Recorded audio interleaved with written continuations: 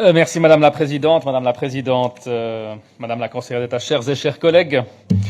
Tout comme les autres membres de la minorité 1 de la Commission, le groupe Ensemble à gauche regrette l'empressement, pour ne pas dire la marche forcée, imposée par Madame la Conseillère d'État pour boucler ce dossier. La démocratie exige parfois du temps pour trouver une formulation adéquate à une loi. Pour le groupe Ensemble à gauche, 3 thématiques dans cette nouvelle loi cantonale sur l'aménagement du territoire ne souffrent d'aucun compromis. La première concerne la procédure d'adoption des plans directeurs communaux et intercommunaux, notamment l'implication des législatifs dans le processus décisionnel. Il s'agissait là d'un défaut majeur du texte issu du travail de la Commission et donc du Conseil d'État, et c'était l'une des raisons principales du groupe Ensemble à gauche à ne pas entrer en matière. La feuille de route, le deal, répond par un compromis minimal et acceptable pour le groupe Ensemble à gauche. Donc le groupe Ensemble à gauche se rallie à cette proposition de compromis issue des discussions qui ont eu lieu mardi passé et ce matin entre les deux majorités et minorités de la Commission sur ces amendements 16 et 19. La seconde thématique, mesdames et messieurs, concerne le fameux article 51 qui définit la disponibilité des terrains. Soit la date fédérale dans son article 15 n'est pas exacte sur les moyens que peuvent s'accorder les cantons, mais elle est suffisamment précise dans sa formulation.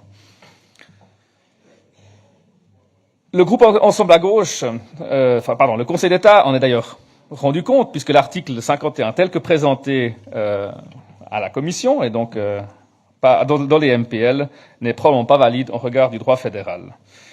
Le groupe Ensemble à gauche est conscient du tour de passe-passe, on dirait un compromis gauche-droite, visant à remplacer un droit d'option non contraignant par une taxe proposée par la droite de cet hémicycle. Le groupe Ensemble à gauche n'entrera pas dans cette logique de compromis boiteux.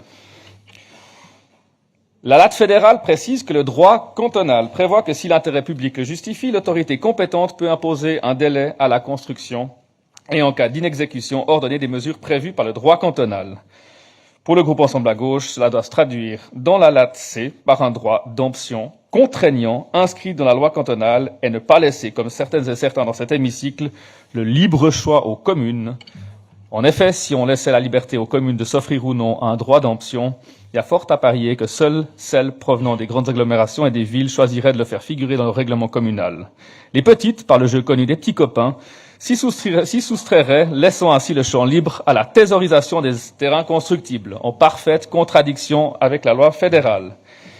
Et que ceux à droite de cet hémicycle, qui se gargarisent à longueur de débats d'autonomie communale, se rappellent de son sort. Par exemple, lorsque certaines communes de ce canton avaient décidé de laisser autoriser, sur certaines conditions, la mendicité dans les rues. Le groupe Ensemble à gauche ne renoncera pas au droit d'option, qui est à ses yeux le seul outil valable pour lutter contre la thésaurisation des terrains non bâtis. Elle déposera un amendement pour réintroduire un droit d'option contraignant pour les communes. La troisième thématique a trait aux articles 63 et suivants concernant la taxe sur la plus-value. Le groupe Ensemble à gauche favorisera toute augmentation de la valeur de cette taxe. Il considère en effet qu'il n'est pas acceptable qu'un propriétaire, voyant son terrain changer d'affectation, et donc engendrant une énorme plus-value, ne soit pas taxé fortement. Il s'agit là d'un exemple d'enrichissement sans la moindre compensation en termes de travail et qui se doit d'être taxé.